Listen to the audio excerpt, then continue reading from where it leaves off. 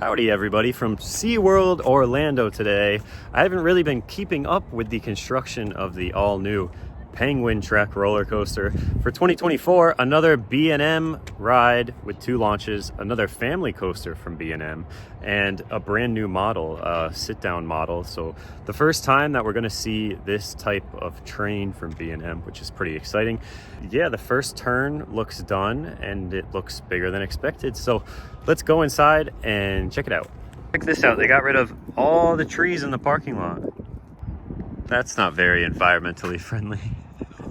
So just to the left of Sea Lion and Otter Stadium, you can see the brand new ride here going up.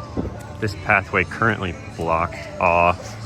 That'll reopen and then you'll be able to go right under these new pieces of track that are going up now.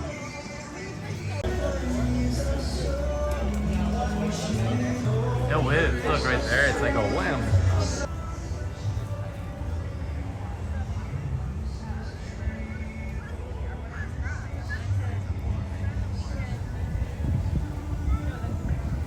That's the turn into the break.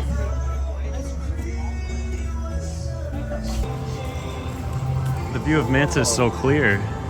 It's a pretty big footprint. It runs the entire length of the Antarctica section of the park. And then over that seating area way in the back.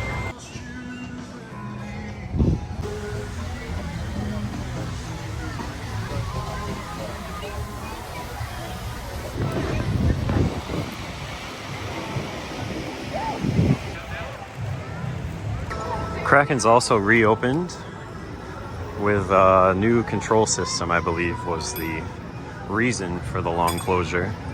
And we'll take a ride on that, see how it's doing.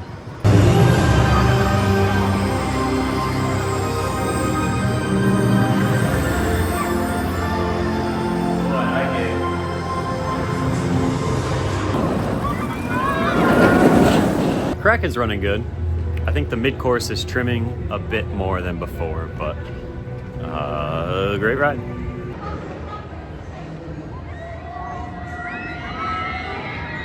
With Antarctica being partially inaccessible behind the main show building here, you have this weird bypass so you can go through the Sea Lion and Otter Stadium to get to the other side of the park. So we're just kind of backstage near Kraken here. And the new coaster is going to reuse some of this building from the old dark ride. Are they swimming?